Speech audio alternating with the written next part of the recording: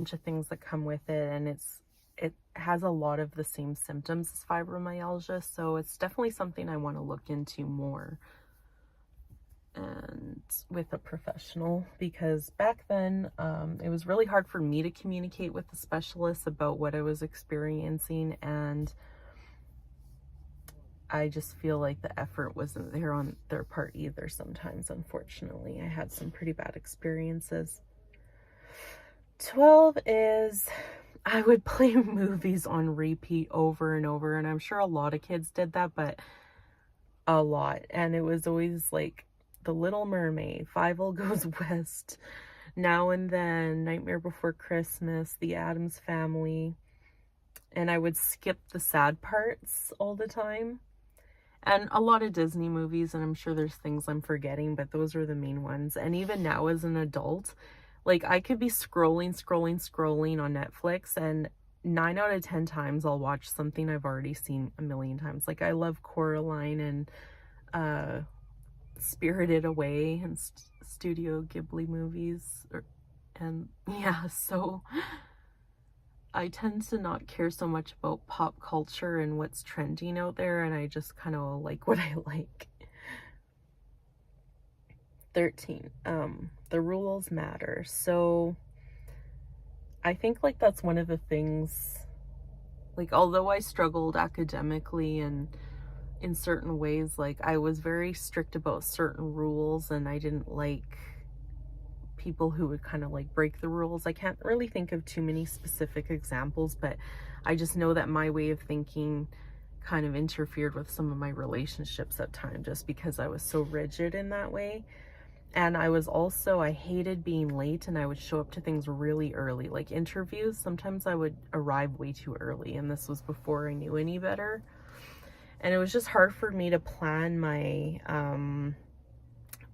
things. Like before an appointment, I wouldn't, make time to do things people do, like clean and cook and whatever. It's kind of like I have to get ready and go, even if that appointment's at like 2 p.m. It's like a strange thing that I know some autistic people have mentioned, but that started at a young age. So for appointments, work, interviews, it's still something I kind of struggle with today.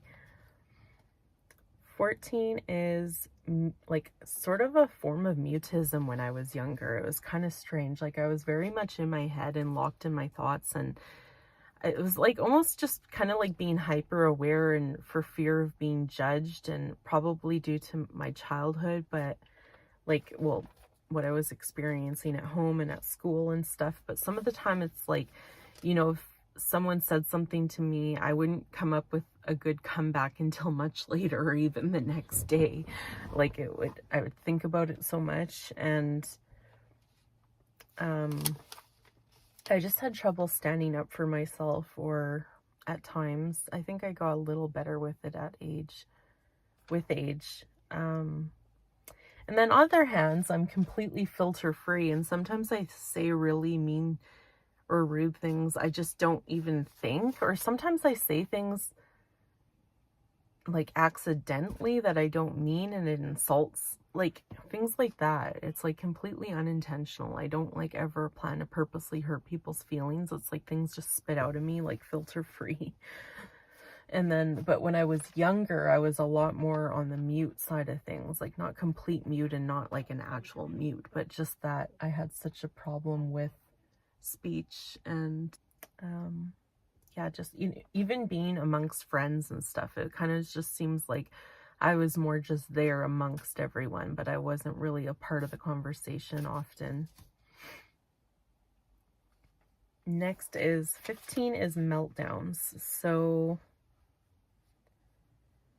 I was very stubborn. I would have meltdowns when I was tired as a kid. Like if my parents were at some sort of family or friend event and brought us along, like once I got to a certain point and I was tired, I was just completely miserable, and my needs were never like, if I didn't feel comfortable sleeping wherever I was, which is a valid thing.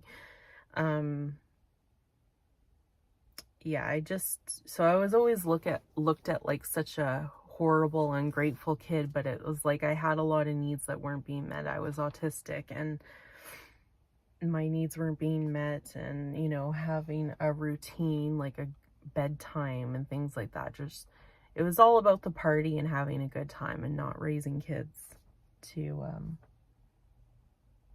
prioritize their health. So with my meltdowns also, I kind of cry to the point of like hyperventilating or having trouble breathing, and even with being consoled sometimes, like I just couldn't just like snap my fingers and snap out of it. Like it's just something that I needed to do, and then afterwards I'd be like extremely drained. And with meltdowns, it was like back to the senses, like sensory overload, smells, sounds, textures, just everything. And with stubbornness, like I refused to participate in certain things like song and dance. It was like being young and not being free as a child, like whether that be with autism or because of what was going on at home. But it was like I was kind of hyper aware of myself at such a young age, when most kids are kind of free to be themselves and have fun. I just was like, oh, I don't want to do that. I don't want to look silly. Or I was put down so much that I really thought I couldn't do anything like the other kids could. So one page down, 2 to go. My God.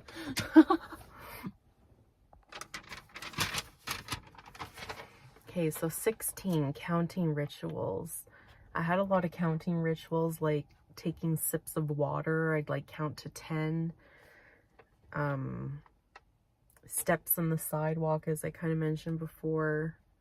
I would count cars and colors and things like that. 17, unaware sometimes and clumsy. So even though I was kind of hyper aware sometimes, I was very unaware in other ways. Like I was the kid who was like in, I don't know, 3rd grade or whatever, picking my nose at the Christmas concert. Like ew. 18, fidgety, always needing to be doing something with my hands. It's just, I can't even imagine being still. So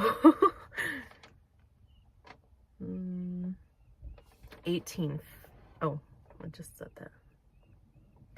19. Unfortunately, like as an autistic kid, you tend to be bullied. I was bullied by not only friends and peers and family, like lots of family were really rude to me, because I'm sure that my parents were expressing all my shortcomings to family members. So I was just, everyone had such high expectations for some reason, but they were allowed to have so many flaws themselves.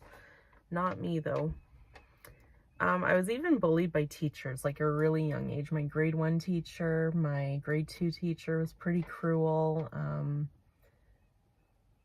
She was also my grade 2 teacher because I was held back, and grade 3 teacher.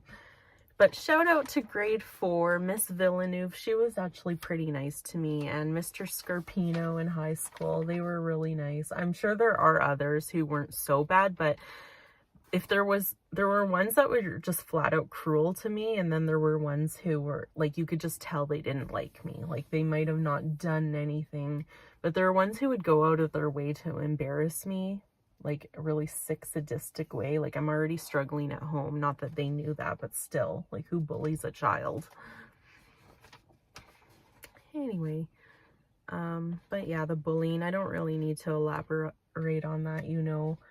It was everything from just me as a person, or not being at the same point in life as my peers, but also being overweight too as a kid. And well, to this day, I've always struggled with my weight. 20 was, as I mentioned, I was held back. I was a slow reader. I was bad at math. I could sometimes reread sentences over and over and over and just still not understand. So some things just took me a lot longer, but